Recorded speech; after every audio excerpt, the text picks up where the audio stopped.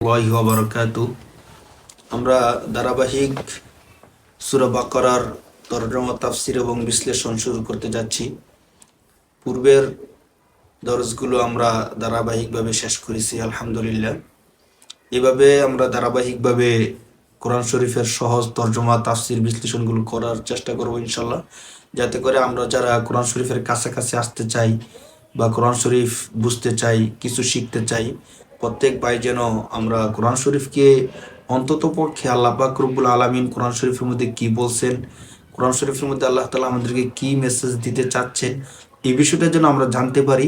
আমরা সংক্ষিপ্ত করে হলেও অতটুকু বলার চেষ্টা করব ইনশাআল্লাহ। পূর্বের দরজগুলোর মধ্যে আল্লাহ পাক রব্বুল আলামিন সূরা বাকারার একদম শুরু দিক দিয়ে আল্লাহ তাআলা মুত্তাকিদের পরিচয় দিয়েছেন। মুত্তাকিদের পরিচয় দেওয়ার পরে আল্লাহ পাক রব্বুল আলামিন কাফের কারা, মুনাফিক কারা, তাদের কাজ কি, তারা কিভাবে কি করে, এই বিষয়গুলো আল্লাহ তাআলা বিস্তারিত বলেছেন। এবং কাফেররা যে কাজটা করে, মুনাফিকরা যে কাজটা করে, কাজটা তাদের পক্ষে যাচ্ছে নাকি বিপক্ষে যাচ্ছে, দিন শেষে তাদের জন্য ভয়াবহ পরিণতি ডেকে আনছে, তারা বুঝতেছে না। এই বিষয়টা আল্লাহ তাআলা স্পষ্ট করে পূর্বের আয়াতগুলোর মধ্যে বলেছেন। তো পূর্বের আয়াতের মধ্যে আরেকটা গুরুত্বপূর্ণ বিষয় এমন ছিল যে তাদের মধ্যে কিছু লোক আছে এমন যে তারা যখন মুমিনদের সাথে সাক্ষাৎ হয় তখন বলে কলু আমান্না, যে মুমিনরা আমরা তোমাদের সাথে আছি। ওইদা খলাউ ইল্লা শায়াতিনিহিম, যখন তাদের শয়তানদের সাথে অর্থাৎ তাদের কাফের বন্ধুদের সাথে যখন সাক্ষাৎ হয় তখন তারা বলে যে কলু ইন্না মাআকুম, যে আমরা অবশ্যই তোমাদের সাথেই আসি। তো মুসলমানদের সাথে কেন যাও, কেন বসো? তখন তারা বলে ইন্নামা নাহনু মুস্তাহজিউন, মূলত আমরা মুসলমানদের সাথে হাসি ঠাট্টা করি, বিদ্রুপ করি, তাদের সাথে আমরা মূলত নাই। তো দেখেন, এই যে একটা বিষয় তারা বলতো, এর মানে হলো হটকারিতা, দিলের মধ্যে এক, কাজের মধ্যে আরেক।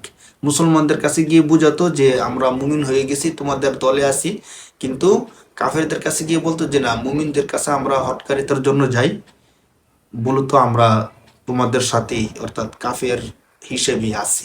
তো আল্লাহ পাক রব্বুল আলামিন এই বিষয়টা উল্লেখ করার পরে বলছিলেন যে তোমরা আজকে ঠাট্টা করতেছো বা তোমরা এই বিষয়টাকে এমন করতেছো, আমি আল্লাহ তোমাদের সাথে ঠিক এমনটাই করব। বাকি এই যে তারা এই কাজটা করতেছে, এই কাজের দ্বারা তারা কতটুকু ফায়দা পেল বা আদৌ কোনো ফায়দা পাবে কিনা, তাদের কোনো লাভ হবে কিনা, আল্লাহ পাক রব্বুল আলামিন চূড়ান্ত সিদ্ধান্ত জানিয়ে দিচ্ছেন।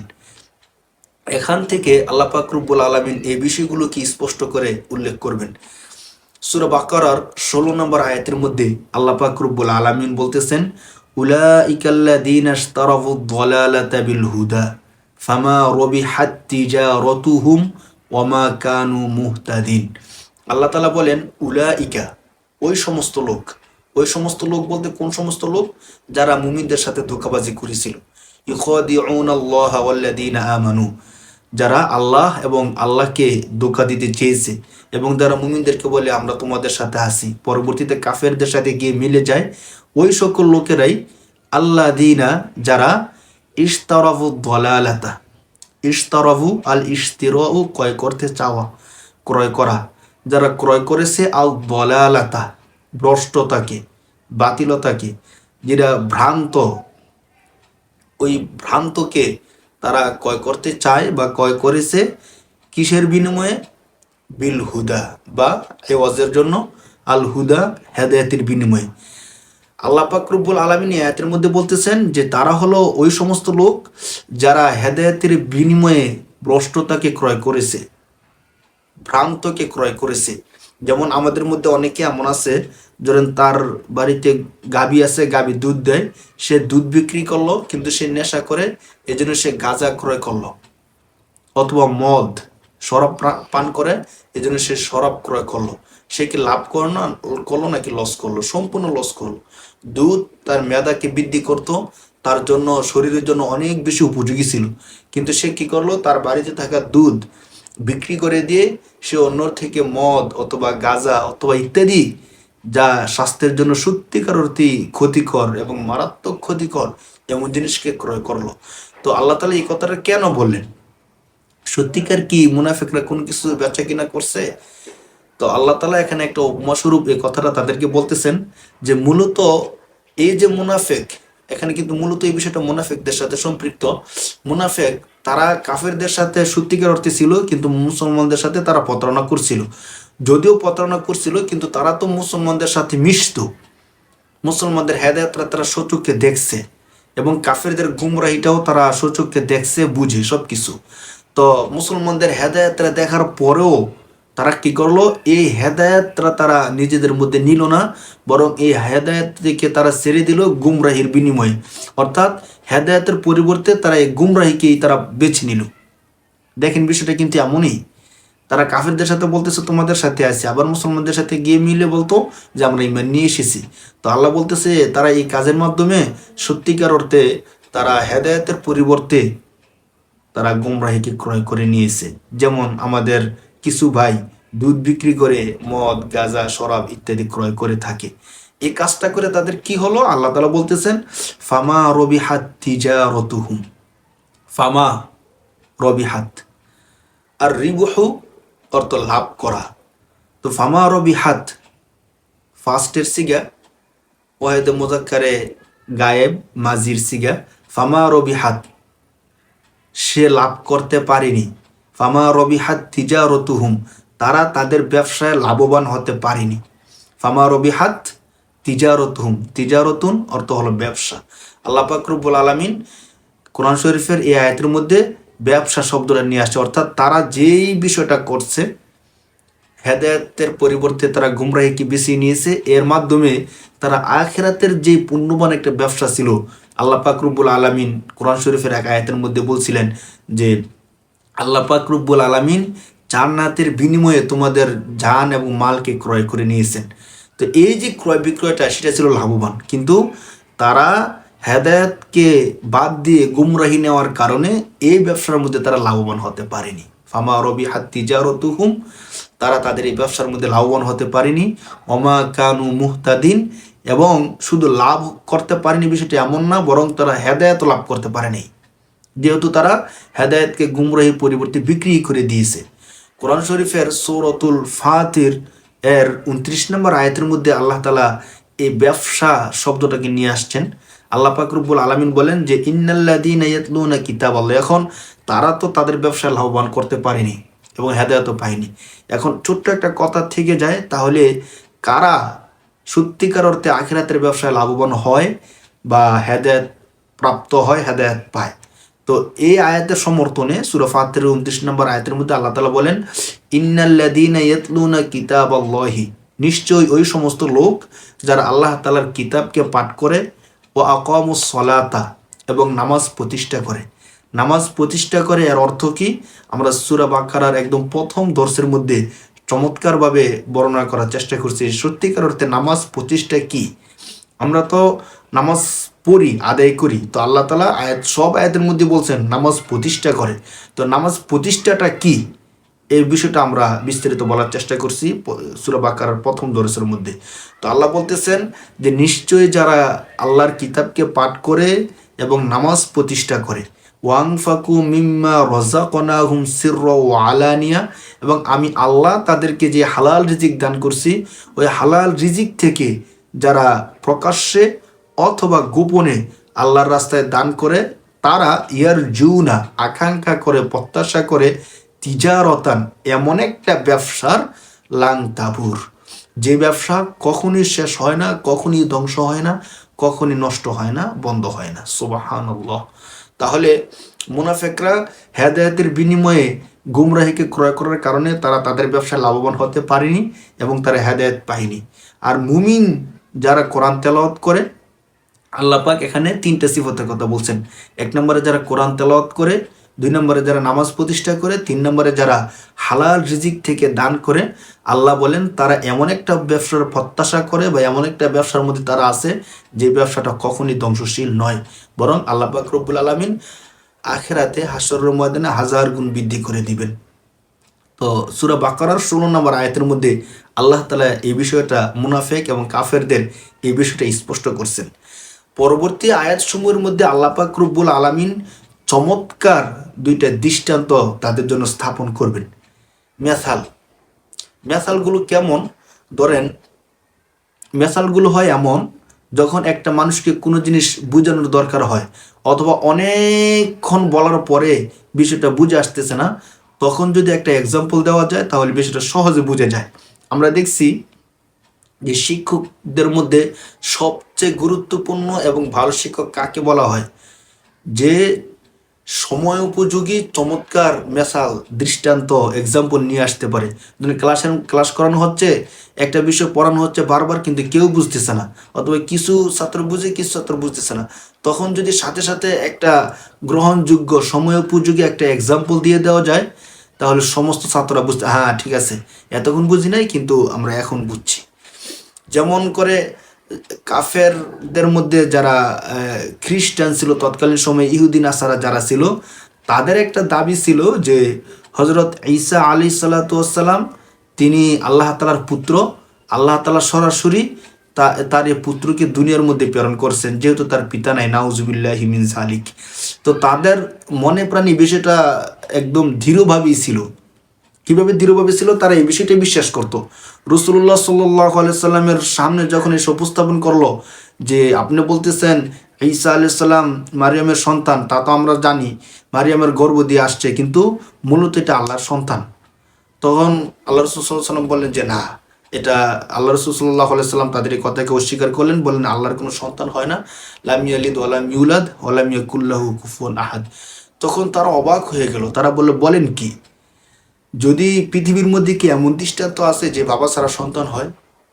মানে তারা এক্সাম্পল চাইতেছে, মেসাল চাইতেছে, উপমা চাইতেছে, তাহলে আমাদের কি এমন আরেকটা উপমা দেখান যে বাবা ছাড়া সন্তান হয়। মানে তাদের ব্রেনের মধ্যে এমনটা ছিল যে বাবা ছাড়া সন্তান হতে পারে না, সন্তান হতে হলে বাবা লাগবেই লাগবে। আল্লাহ রাসূলুল্লাহ সাল্লাল্লাহু আলাইহি ওয়াসাল্লাম চিন্তা করতেছিলেন, সত্যিকার অর্থে পৃথিবীর মধ্যে এমন মেসাল পাওয়াটা দুষ্কর যে বাবা নাই কিন্তু সন্তান জন্মগ্রহণ করছে। তো আল্লাহ পাক রব্বুল আলামিন সাথে সাথে আয়াত নাজিল করে রাসূল সাল্লাল্লাহু আলাইহি সাল্লামকে জানায় দিলেন যে হে নবী, আপনি বলে দেন ইন্না মাসালা ঈসা ইনদাল্লাহি কামাসালি আদম। তোমরা কেন ভুলে যাও? ঈসার দৃষ্টান্ত তো আল্লাহর কাছে আদম আলাইহিস সালামের মতো। চিন্তা করে দেখো, ঈসা আলাইহিস সালাম শুধু বাবা ছাড়া জন্মগ্রহণ করছে, আর আদম তো বাবাও নাই মাও নাই, আল্লাহ তাআলা তাকে সৃষ্টি করছে।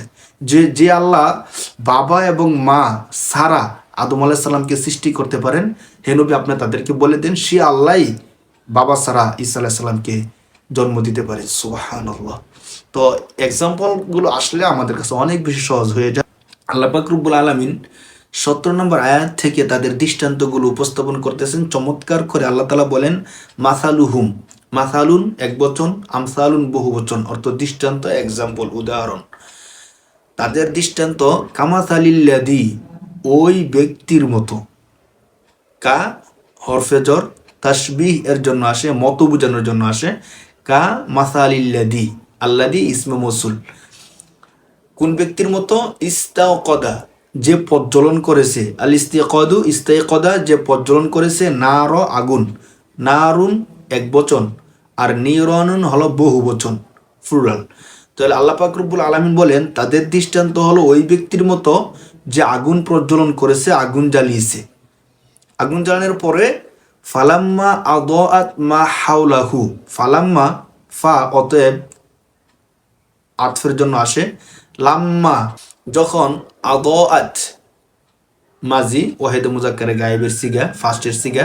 আদাআত আলোকিত হলো, মা হাওলাহু, মা ইসমে মৌসুল, হাওলাহু আশপাশ, তার আশপাশ।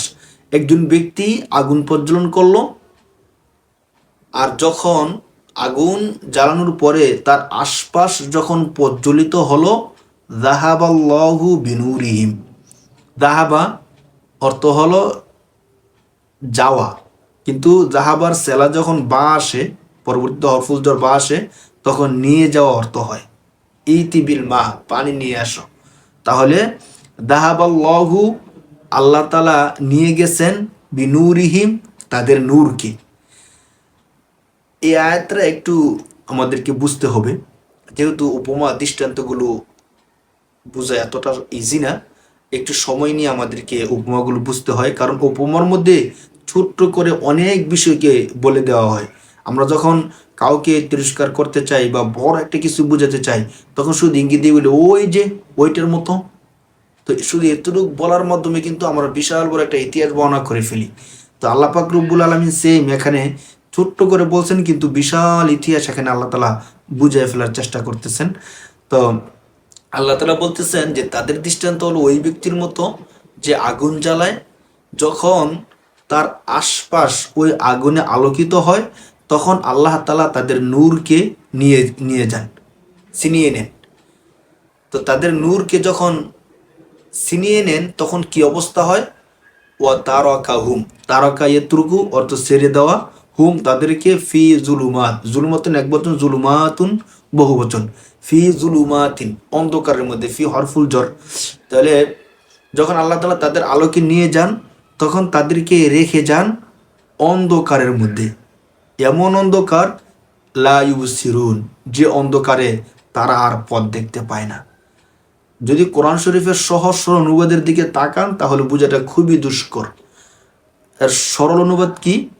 যে তাদের দৃষ্টান্ত হলো ওই ব্যক্তির মতো যে আগুন প্রজ্বলন করে, যখন ওই আগুনের আলোতে আশপাশ আলোকিত হয় তখন আল্লাহ তালা তাদের নূরকে ছিনিয়ে নেন এবং তাদেরকে অন্ধকারের মধ্যে রেখে দেন, ফলে তারা আর দেখে না।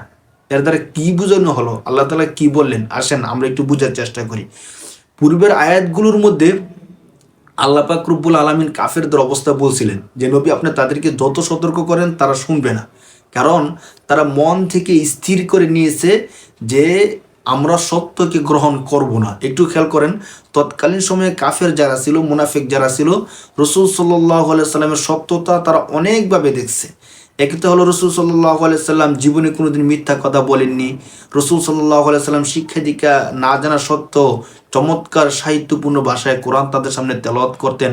রসুল সাল্লাল্লাহু আলাইহি ওয়াসাল্লাম এমন কিছু অলৌকিক মুআজিজা দেখিয়েছিলেন যা মানুষের দ্বারা অসম্ভব। চাঁদকে দুই খণ্ড করে ফেলা, কাজ ছায়া দেওয়া, মেঘমালা ছায়া দেওয়া, এমন কিছু মুআজিজা তারা দেখছে রসুল সাল্লাল্লাহু আলাইহি সাল্লামের পাশে থেকে বা শুনছে, যেগুলো রসুল সাল্লাল্লাহু আলাইহি সাল্লামের সত্য হওয়ার প্রমাণ ছিল। এরপরও তারা মন থেকে স্থির করে নিয়েছে যে তারা রসুল সাল্লাল্লাহু আলাইহি সাল্লামকে, দিনকে, ইসলামকে মানবে না। বাকি এর আগে যারা ইহুদি ছিল, ইহুদিরা প্রত্যাশা করত এবং তারা জানতো যে একজন নবী আসবে, যে নবী এই অন্ধকার যুগকে আলোকিত করবে। এবং রসুল সাল্লাল্লাহু আলাইহি সাল্লাম যখন সমাজকে নিয়ে প্ল্যান করতেছিলেন যে এই অন্ধকার সমাজকে কিভাবে আলোকিত করা যায়, এই জাহিলিয়াতকে কিভাবে দূরীভূত করা যায়, এই জন্য রসুল সাল্লাল্লাহু আলাইহি সাল্লাম কিন্তু যখন পরিণত বয়স হয় তখন গুহার মধ্যে বসে বসে ধ্যানমগ্ন থাকতেন, এই বিষয়গুলো নিয়ে অনেক বেশি চিন্তা ফিকির করতেন। তো রাসূলুল্লাহ সাল্লাল্লাহু আলাইহি সাল্লামকে আল্লাহ তাআলা যখন ওহীর আলো দিলেন, কোরআনের আলো যখন রসুল পাইলেন, তো রসুল সাল্লাল্লাহু আলাইহি ওয়াসাল্লাম এই কোরআনের আলোকে তার জাতিগোষ্ঠী এবং কাফেরদের সামনে উপস্থাপন করলেন। যখন আল্লাহ রসুল সাল্লাল্লাহু আলাইহি সাল্লাম এই আলোকে প্রজ্বলন করলেন, কোরআনের এই আলোকে তার গোষ্ঠী জাতির সামনে উপস্থাপন করলেন, তারা কিন্তু এই আলোকে দেখতে পেয়েছিল। রসুল সাল্লাল্লাহু আলাইহি ওয়াসাল্লাম সত্যতা বুঝতে পারছে, মানে কোরআনের আলো তারা দেখছে। তো কোরআনের আলো দেখার পরে এখন তো তাদের উচিত ছিল কোরআনের কাছাকাছি আসা। দেখেন, কোনো একটা ব্যক্তি মরুভূমির মধ্যে আছে, অন্ধকার রাত্রি, কোনো একজন ব্যক্তি তখন কি করলো, ধরেন একটা কাফেলা মরুভূমির মধ্যে আছে, তো মরুভূমির মধ্যে হাঁটতে হাঁটতে প্রচণ্ড অন্ধকারে তখন তারা আর হাঁটতে পারতেছে না। কোনো একজন ব্যক্তি হাঁটার জন্য আগুন জ্বালাইলো, আগুন জ্বালানোর পরে আশপাশ আলোকিত হলো। তো এখন কাফেলার অন্যান্য সদস্য যারা আছে তাদের তো উচিত হবে এই আগুনের আওতায় চলে আসা, আলোর আওতায় চলে আসা, তাহলে তারা সঠিক আলোটা পাবে। কিন্তু তারা ওই ব্যক্তির উপর কোনো হিংসাবশত মনে মনে ভাবলো যে আমরা এই আলোর কাছাকাছি যাব না, তার জ্বালানো আলো আমাদের দরকার নেই, আমরা নিজেরা পারলে পথ চলবো আর না পারলে না পথ চলবো, এরপরও তার জ্বালানো আলোর কাছে আমরা যাব না। তো যখন তারা গেল না তখন ফলাফলটা কি হবে? এই লোকটা আলো নিয়ে একদিকে চলে যাবে আর তারা অন্যদিকে চলে যাবে, তারা আলো থেকে বঞ্চিত হয়ে গেল। আর একটা জিনিস দীর্ঘক্ষণ থাকার কারণে তারা কিন্তু আলোটা আর ভালোভাবে পাবে না। এখন বিষয় হলো, যখন রাসূল সাল্লাল্লাহু আলাইহি সাল্লাম এই আলোটা প্রজ্বলন করলেন, তখনকার কাফের যারা ছিল তারা স্থির করে নিল যে আমরা এই আলোর কাছাকাছি যাব না। তারা যখন মনে মনে এই জিনিসটা স্থির করে নিল যে আমরা আলোর কাছাকাছি যাব না, আল্লাহ পাক রব্বুল আলামিন তাদের থেকে আলোকে ছিনিয়ে নিলেন।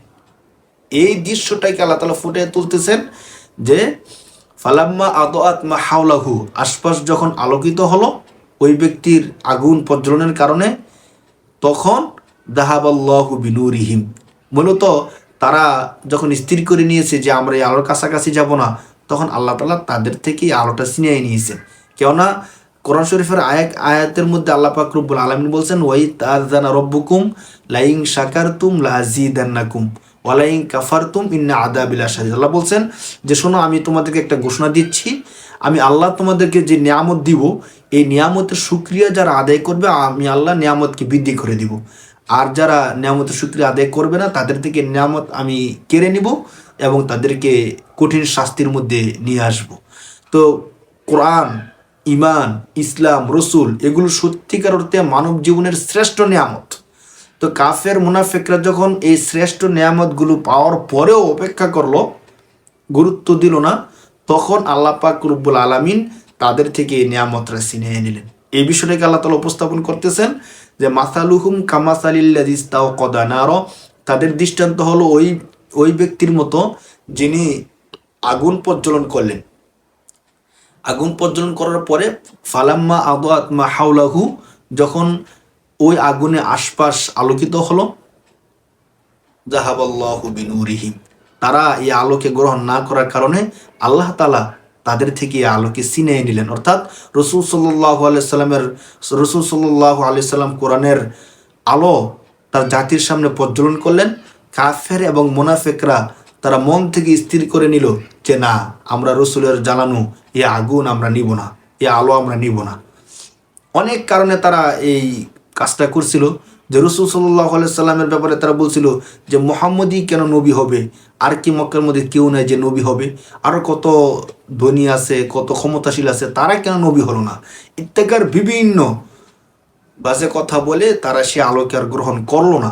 তারা যখন এই আলোকে গ্রহণ করলো না, তখন আল্লাহ তাআলা যাহাবাল্লাহু বিনুরিহিম, আল্লাহ তার আলোকে তাদের থেকে আলোকে ছিনিয়ে নিলেন।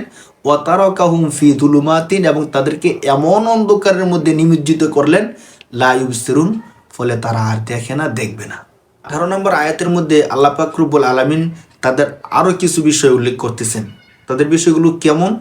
এখন তারা যেহেতু মন থেকে স্থির করে নিয়েছে যে তারা দ্বীন ইসলামকে গ্রহণ করবে না, সত্যকে তারা শুনবে না, মানবে না, তো আল্লাহ পাক রব্বুল আলামিন বলতেছেন তারা হলো সুম্মুন বুকমুন উমিয়ুন ফাহুম লা ইয়ারজিউন। আল্লাহ তাআলা বলেন যে এই সকল ব্যক্তিরা সুম্মুন। সুম্মুন মানে কি? সুম্মুন হলো এমন ব্যক্তি যে নাকি বধির, কানে শোনে না। বুকমুন যে বোবা, কথা বলে না।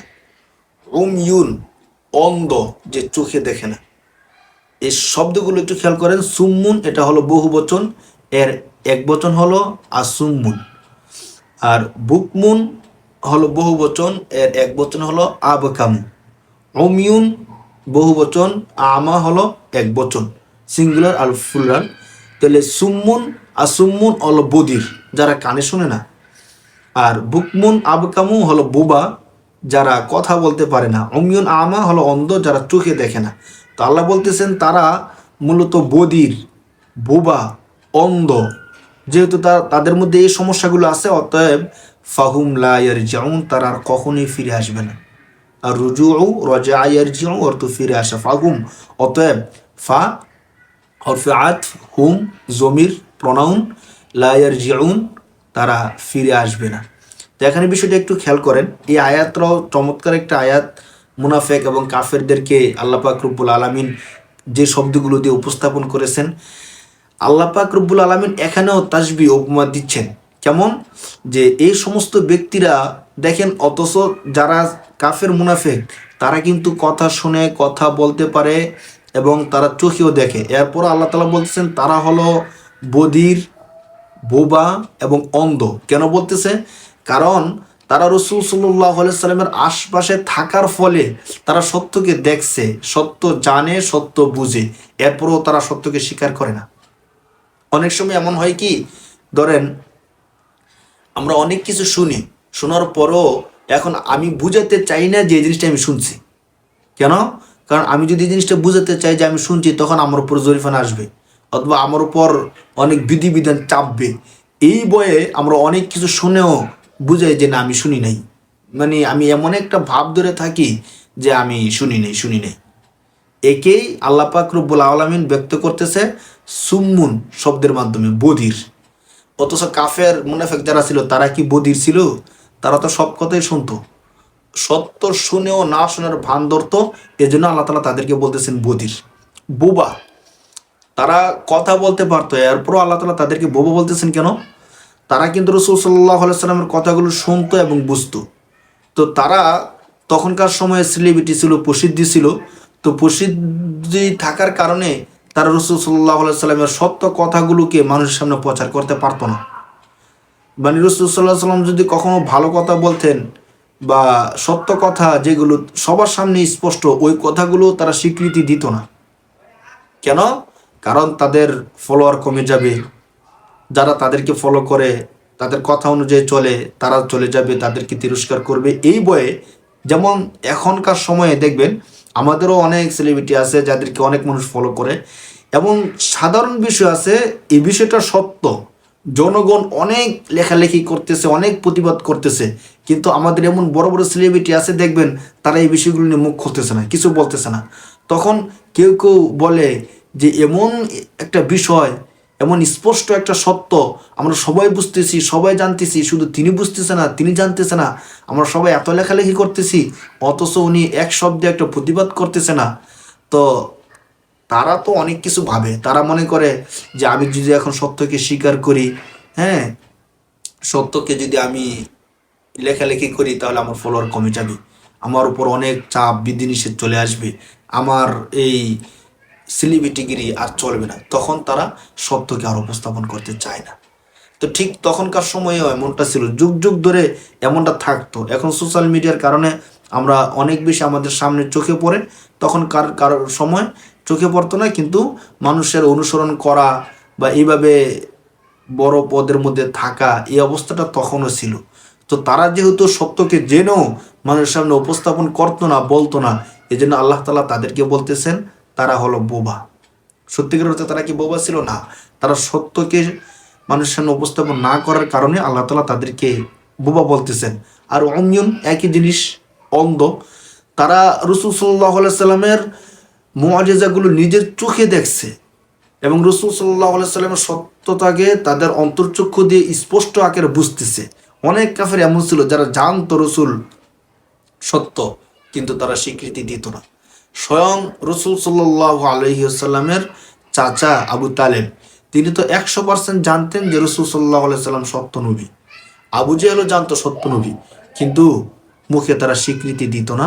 তারা এই জিনিসটা বলতো না যে হ্যাঁ আমরা স্বীকৃতি দিলাম যে আপনি সত্য নবী। এই জন্য আল্লাহ পাক রব্বুল আলামিন বলতেছেন যে তারা হলো বধির, বোবা, অন্ধ, ফাহুম লা ইয়ারজিউন, অতএব তারা আর ফিরে আসবে না। কেন ফিরে আসবে না? ওই যে আগের আয়াত, তারা মন থেকে স্থির করে নিয়েছে তারা সত্যকে গ্রহণ করবে না, তারা এই গুমরাহির মধ্যেই অটল থাকবে।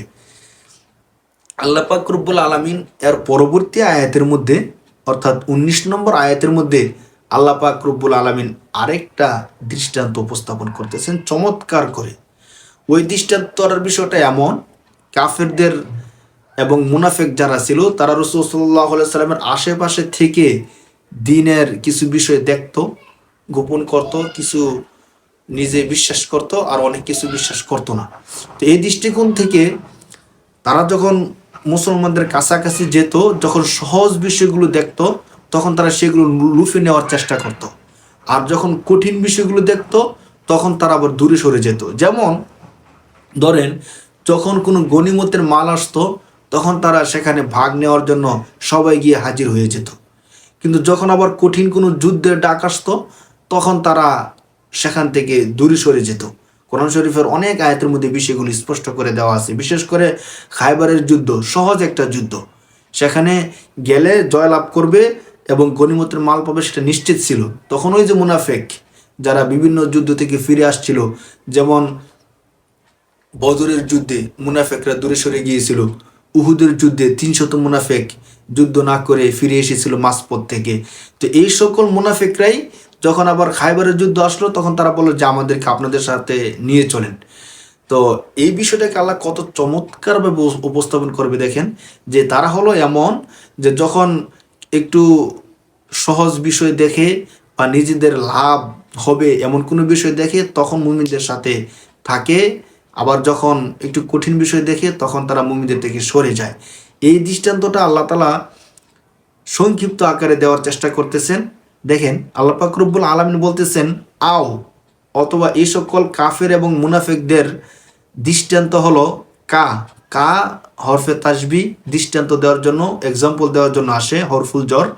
আল্লাহ তাআলা বলেন আও কা সয়্যিবিন, অথবা তাদের দৃষ্টান্ত হলো সয়্যিব, মেঘের মতো, বৃষ্টির মতো। সয়্যিবুন প্রবল মুষলধারে বৃষ্টি অর্থে বোঝানো হয়ে থাকে, সবুন সয়্যিবুন। আল্লাহ তাআলা বলেন তাদের দৃষ্টান্ত হলো ওই মুষলধারে বা প্রবল বৃষ্টির মতো, যে বৃষ্টি মিনাস সামা, যে বৃষ্টি আসে মিনাস সামাই আসমান থেকে। মূলত আলো এবং বৃষ্টি এই শব্দগুলো আল্লাহ পাক রব্বুল আলামিন কোরআন শরীফের যেখানেই ব্যবহার করেছেন ভালো কল্যাণের অর্থে ব্যবহার করেছেন, এবং এগুলো মানুষের জন্য কল্যাণকর, কল্যাণস্বরূপ, এ কথাগুলোই বিভিন্ন আয়াতের মধ্যে আসছে। কিন্তু এখানে আল্লাহ তাআলা ওই ধারাবাহিকতার একটা ভিন্ন রূপ উপস্থাপন করতেছেন। কেমন? এখানে আলো তাদের জন্য কল্যাণ বয়ে আনতেছে না, অর্থাৎ আল্লাহর পক্ষ থেকে যে আলো আসছে, এই আলো তারা গ্রহণ না করার কারণে তারা অন্ধকারের মধ্যে নিমজ্জিত হয়ে যাচ্ছে। আল্লাহর পক্ষ থেকে বৃষ্টি এটা কল্যাণের ছিল, কিন্তু তারা গুমরাহি বেছে নেওয়ার কারণে তাদের জন্য আযাবের কারণ হয়ে দাঁড়াচ্ছে। খেয়াল করেন, আওকা সয়্যিবিম মিনাস সামা, আল্লাহ বলতেছেন অথবা তাদের দৃষ্টান্ত হলো আসমান থেকে আসা মুষলধারে বৃষ্টির মতো, যে বৃষ্টির মধ্যে ফিহি, যার মধ্যে রয়েছে জুলুমাতুন আধার, অন্ধকার, ও রাদুন এবং বজ্রধ্বনি, ভয়াবহ বজ্রধ্বনি। আল্লাহ বলেন আসমান থেকে নেমে আসা মুষলধারে বৃষ্টি, যে বৃষ্টির মধ্যে রয়েছে অন্ধকার এবং রাদুন, ভয়াবহ বজ্রধ্বনি, ও বারকুন। বারকুন অর্থ হলো বিদ্যুৎ চমক। আসমানে যখন বিদ্যুৎ চমকায় তখন কিন্তু দেখবেন সব কিছু আলোকিত হয়ে যায়। আর এটা খুবই এই যে আলোকিত হওয়াটা খুবই স্বল্প সময়ের জন্য আলোকিত হয়েছে, সাথে সাথে আবার অন্ধকার হয়ে যায়। এই আলোর মধ্যে আমাদের জন্য তেমন কোনো ফায়দা থাকে না। আলো আলো আছে ঠিক, কিন্তু ফায়দা নেই। ধরেন অন্ধকার, বৃষ্টি হইতেছে, আল্লাহ তাআলা যে দৃষ্টান্তটা উপস্থাপন করতেছেন, একটু ওই দিকটাই খেয়াল করেন, মনের কল্পনার মধ্যে নিয়ে আসি আমরা, যে মুষলধারে আসমান থেকে বৃষ্টি হচ্ছে, চতুর্দিকে অন্ধকার, সাথে সাথে বজ্রধ্বনিও হচ্ছে আসমান থেকে, আবার মাঝে মাঝে একটু বিদ্যুৎ চমক, তখন আমরা আশপাশ আলোকিত হয় কিছু একটা দেখি। কিন্তু এই দেখাটা আমাদের জন্য আরো ক্ষতির কারণ হয়ে দাঁড়ায়। কেমন ক্ষতির কারণ হয়ে দাঁড়ায়? ধরেন অন্ধকার ছিল, হঠাৎ আলোকিত হয়ে আবার অন্ধকার হয়ে গেলে আমাদের চোখ আরো বেশি অন্ধকার হয়ে যায়। যেমন ধরেন আপনি ঘুমায় আছেন, হঠাৎ যদি কেউ লাইট জ্বেলে দেয়, তখন কিন্তু আপনি সাথে সাথে চোখ খুলতে পারবেন না। চোখ খুললে আপনার কাছে আপনি কোনো কিছু দেখতে পাবেন না, মনে হয় যে কেমন একটা কষ্টকর মনে হবে আপনার কাছে। অথবা অন্ধকার রাত্রে কেউ যদি আপনার চোখ বরাবর সরাসরি ফ্ল্যাশ মারে, লাইট মারে, তখন আপনার চোখের মধ্যে কেমন দেখা যাবে? আলো আসবে ঠিক, কিন্তু এই আলোটা আমার আপনার জন্য কল্যাণকর না, বরং এই আলোটা আমাদেরকে আরো অন্ধকারের মধ্যে ফেলে দেয়। যারা ভুক্তভোগী তারা এই বিষয়টা সহজে বুঝবেন।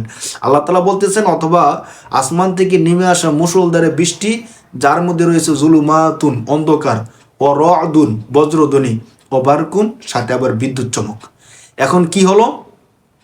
ইয়াজআলুনা আসাবিআহুম ফি আযানিহিম মিনাস সাওয়াইকি। তো যখন আসমান থেকে বজ্রপাত হয়, তখন এই বজ্রপাত থেকে, এই ভয়ঙ্কর আওয়াজ থেকে বাঁচার জন্য ইয়াজআলুনা আসওয়াবিআহুম, তাদের আঙ্গুলগুলো তারা রাখে, ইয়াজআলুনা তারা স্থাপন করে, আসওয়াবিআহুম তাদের আঙ্গুল, ফি অর্থ মধ্যে, উজুনুন এক বচন, কান, আযানুন বহু বচন, দুই কানসমূহে তারা তাদের আঙ্গুল তাদের কানসমূহের মধ্যে রাখে, অর্থাৎ কানের ছিদ্র বন্ধ করে দেয় যাতে করে বজ্রধ্বনি আওয়াজ না শুনতে হয়। এই জন্য আল্লাহ বলেন ইয়াজআলুনা আসাবিআহুম, তারা তাদের আঙ্গুল রাখে ফি আদানিহিম, তাদের কানের মধ্যে। কেন তাদের কানের মধ্যে রাখে? মিনাস সওয়াইকি, মিনাস সওয়াইকি, বজ্রধ্বনি থেকে বাঁচার জন্য। যে বিকট আওয়াজ, ওই বিকট আওয়াজ থেকে বাঁচার জন্য তারা তাদের আঙ্গুল কানের মধ্যে রাখে। কেন? হাদারুল মাউত, হাদারুন ভয়, আল মাউত মৃত্যুর ভয়। অর্থাৎ এত বিকট করে আওয়াজ হচ্ছে যে আওয়াজের কারণে মনে হয় যে এখনই বুক ফেটে মারা যাব, তখন তারা তাদের আঙ্গুলগুলো কোথায় রাখে? কানের মধ্যে রাখে। এখন আসেন মুনাফেক কাফেরদের বিষয়টার মধ্যে আসি। আল্লাহ পাক রব্বুল আলামিন কোরআন শরীফ নাজিল করছেন মূলত মুমিনদের হেদায়েতের জন্য।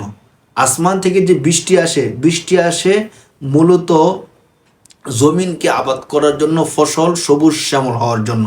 কিন্তু এই বৃষ্টিকে যদি সঠিকভাবে ধারণ করা না যায়, তখন কি হয়?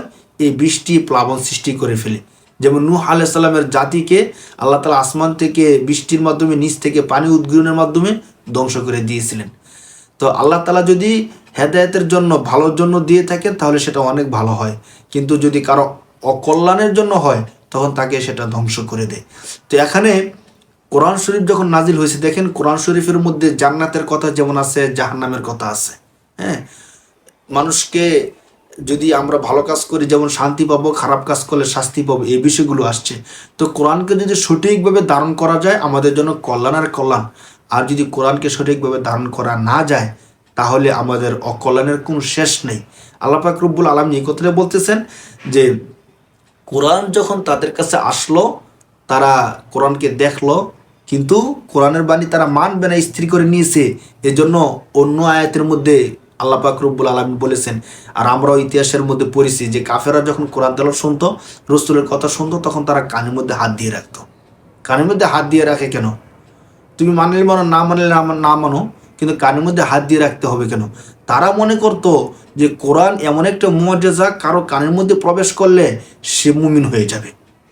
ওই বজ্রাঘাত পড়লে যেমন মৃত্যুর ভয়ে কানের মধ্যে হাত দিয়ে রাখে, তো তারা মনে করতো যে কোরআনের অটোমেটিক একটা মুআজিজা আছে, যে কোরআন শুনলে সাথে সাথে সে মুমিন হয়ে যায়, পরিবর্তন হয়ে যায়।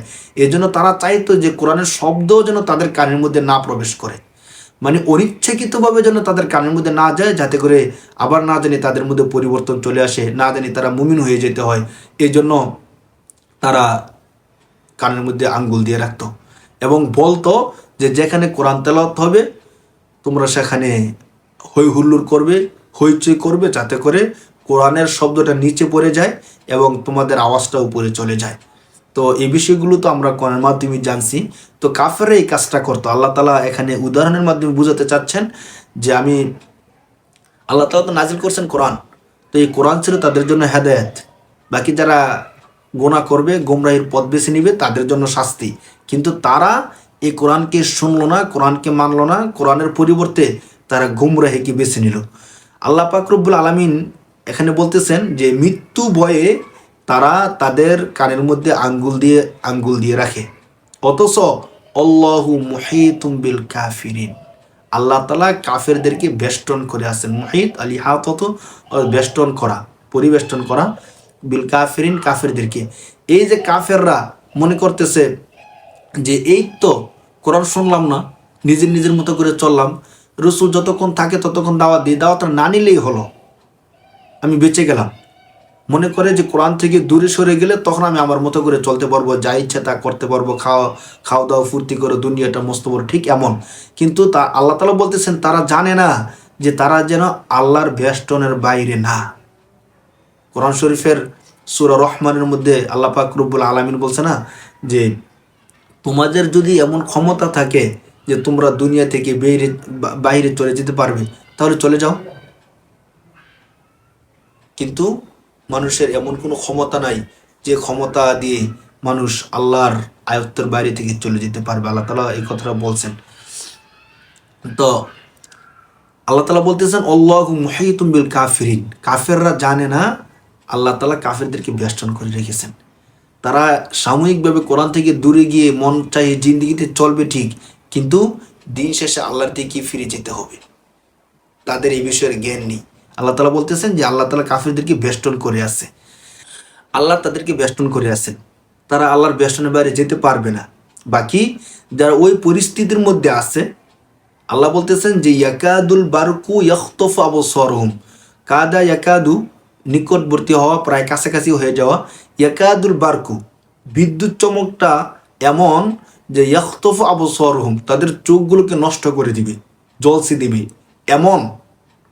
তো কুল্লামা আদা আলাহুম মাসাউফি, যখন এই বিদ্যুৎ চমকের মাধ্যমে আশপাশ কিছুটা আলোকিত হয়, তখন মাসাউফি তারা এই আলোতে একটু চলে।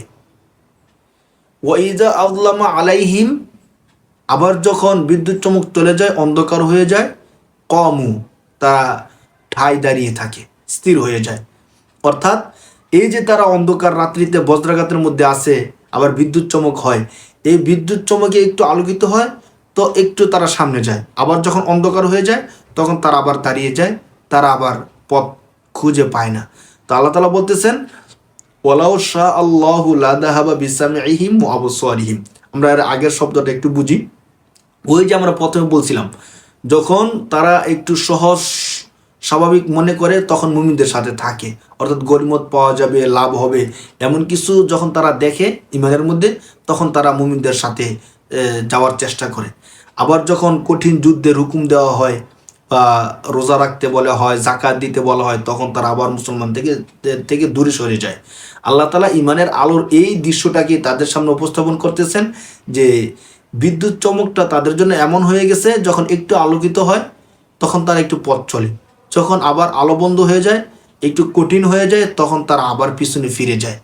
তো আল্লাহ বলতেছেন এই যে তারা এই কাজটা করতেছে, এর আগে আয়াতের মধ্যে আল্লাহ বলছিলেন যে সুম্মুম বুকমুন উমিয়ুন ফাহুম লা ইয়ারজিউন, যে তারা হলো বধির, বোবা এবং অন্ধ। সত্যিকার চোখ নাই, কান নাই, দিল নাই এমন না, আছে কিন্তু সত্যকে তারা নিচ্ছে না। যারা যে নিচ্ছে না, আজকে হটকারিতা করতেছে, সত্যকে বুঝেও তারা না বুঝার ভান করতেছে, শুনেও তারা এমন একটা ভান করতেছে যে আমরা শুনতেছি না। আল্লাহ তাআলা বলতেছেন শোনো, তোমাদেরকে একটা কথা জানায় রাখি, ওয়াও হরফাত লাউ শাহ আল্লাহ, আল্লাহ তাআলা যদি চান বা চাইতেন, লাযাহাবা বিসামিহিম ওয়া আবসারিহিম, সামউন অর্থ কান, আবসার অর্থ চোখ। আল্লাহ তাআলা যদি চান তাহলে তাদের কান এবং তাদের চোখ সত্যিকার অর্থে আল্লাহ তাআলা নিয়ে যেতে পারেন, বিনষ্ট করে দিতে পারেন। তারা তো এখন মানে কান থাকতেও না শোনার ভান করতেছে, চোখ থাকতেও না দেখার ভান করতেছে। তোমরা এই ভান করতেছো না, আমি আল্লাহ চাইলে সত্যিকার অর্থে তোমাদের চোখ এবং কান আমি আল্লাহ নিয়ে যেতে পারি। আল্লাহ তাআলা এই বিষয়টি বোঝাতে চাচ্ছেন। ওয়ালাউ শাহ আল্লাহ, তাদেরকে এই জিনিসটা সতর্ক করে দিচ্ছেন যে তোমরা এখন ভান করে আসো, কতদিন ভান করে থাকবা, আমি আল্লাহ যতদিন সুযোগ দিয়ে রাখছি। যদি আমি আল্লাহ চাই তাহলে ওয়ালাউ শাহ আল্লাহ লাযাহাবা বিসামিহিম ওয়া আবসারিহিম, তাদের কান এবং চোখ আমি আল্লাহ নিয়ে যেতে পারি, আল্লাহ তারা নিয়ে যেতে পারেন। কেন? কারণ হলো ইন্নাল্লাহ, ইন্না নিশ্চয়ই, অবশ্যই, হবে মুসাব্বাব ফিল, ইন্না আন্না কান্না, লাইসা লাকিন্না, লা আল্লাহ, এই ছয়টা হরফ ইন্না নিশ্চয় বোঝানোর জন্য আসছে। ইন্নাল্লাহা নিশ্চয় আল্লাহ, আলা কুল্লি আলা উপর, কুল্লুন ইসিম সমস্ত সকল, শাইইন কদির নিশ্চয় আল্লাহ তাআলা সকল বিষয়ের উপর ক্ষমতাধর, অথবা অবশ্যই আল্লাহ তাআলা সকল বিষয়ের উপর ক্ষমতাধর। অতএব আল্লাহ চাইলে পারেন, কিন্তু আল্লাহ তাআলা তোমাদেরকে সুযোগ দিচ্ছেন।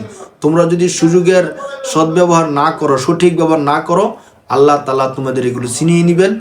আর পৃথিবীর মধ্যে যদিও এগুলো ছিনিয়ে না নেন, তোমাদের জন্য আখিরাতের মধ্যে কঠিন শাস্তি রয়েছে।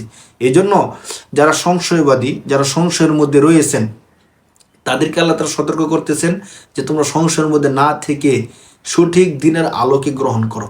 সঠিক দিনের আলোকে যদি গ্রহণ না করো, তাহলে তোমরা গোমরাহের মধ্যে মানে অন্তর্ভুক্ত হয়ে যাবা। কেন? একটা বিষয় খেয়াল করেন যে কোরআন আল্লাহর পক্ষ থেকে আলো স্বরূপ আসছে, এখন তাদের দিলে আলো না থাকার কারণে কোরআনের আলোকে গ্রহণ করতে পারতেছে না। যদি তাদের দিলে মানে খালেস নিয়ত থাকতো যে না আমরা দিনকে মানবো, সত্যকে মানবো, তখন তাদের দিলের মধ্যে আলো তৈরি হতো। এই আলো তৈরি হওয়ার মাধ্যমে কোরআনের আলো এবং এই আলো অ্যাডজাস্ট হলেই সত্যিকার দিনটা তারা মানতে পারতো। যেমন একটা বিষয় খেয়াল করেন, দিনের বেলা সূর্য উঠছে, কিন্তু যার চোখের আলো নাই, যতই সূর্য উঠুক, যত কড়া রৌদ্র উঠুক, সে কিন্তু গাছপালা ইত্যাদি কোনো কিছুই দেখবে না, অথচ সূর্য ঠিক আছে।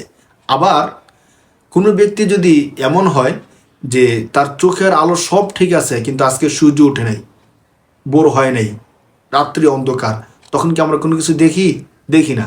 কেন দেখি না? আমাদের তো চোখ ঠিক আছে, চোখের আলো ঠিক আছে, সব কিছু ঠিক থাকা সত্ত্বেও দেখবেন আপনার সামনে দেখবেন অন্ধকার অন্ধকার, কোনো কিছু দেখতেছি না রাত্রেবেলা। তো এই বিষয়টা আমাদেরকে এই শিক্ষাটাই দেয়, যখন দিনের আলো এবং আমার চোখের আলো কাছাকাছি হয় তখন আমরা দেখতে পারি।